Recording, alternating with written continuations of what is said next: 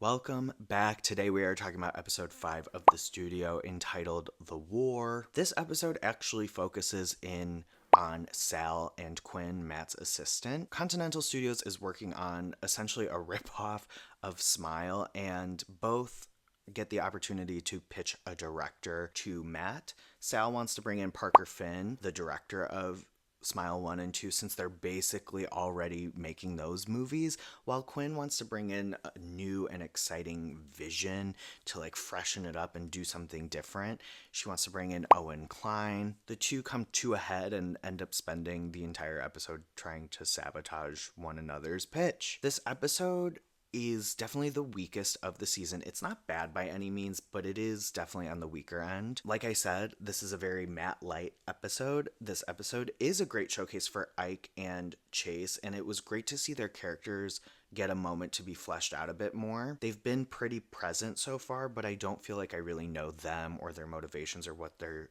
dealing with. So this was a great opportunity to dive into their inner lives and kind of see what's pushing them down this path and why they are the way they are. Ike is just trying to hold it together. He's doing a lot of drugs. His family is very fractured. His daughters do not give a hoot about him or his work or about having a relationship with him. Meanwhile, Quinn only seems to be focused on this job. While Quinn kind of derives all of her motivation and worth from this job, she's very uninterested in anything else, and everything kind of seems to be a distraction. She wants to be a producer. She wants to work her way up in this company.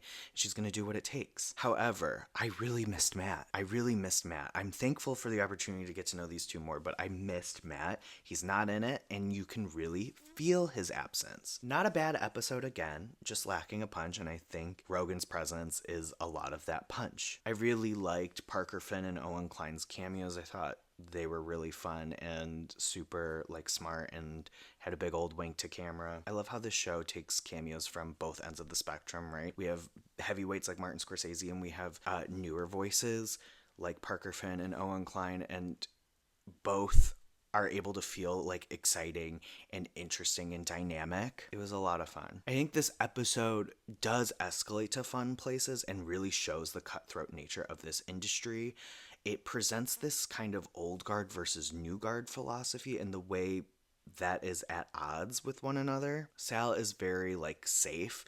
I've mentioned this in previous videos. He's always kind of like, well, this already works. Why don't we just go this route? He is very risk averse. Meanwhile, Quinn wants to do something a little edgier, something different, something that might be exciting and set a new formula. It is a really tangible visual of that constant back and forth. I think it's a cool lens to view that through. And I think a lot of times in this industry in particular, there is this weird hesitation for people who've been around for a minute to allow new voices to step in and kind of shake the table. But then there's also this major need for new voices, and there's this like, well, why aren't we making new voices? It's because you don't let them in, you know? This vicious cycle. I think overall this episode is at like a 3.5, which for any other show is pretty solid, if I do say so myself. I think it just kind of pales in comparison because the first 4 episodes are already so strong. Again, good episode, really good episode, had me laughing.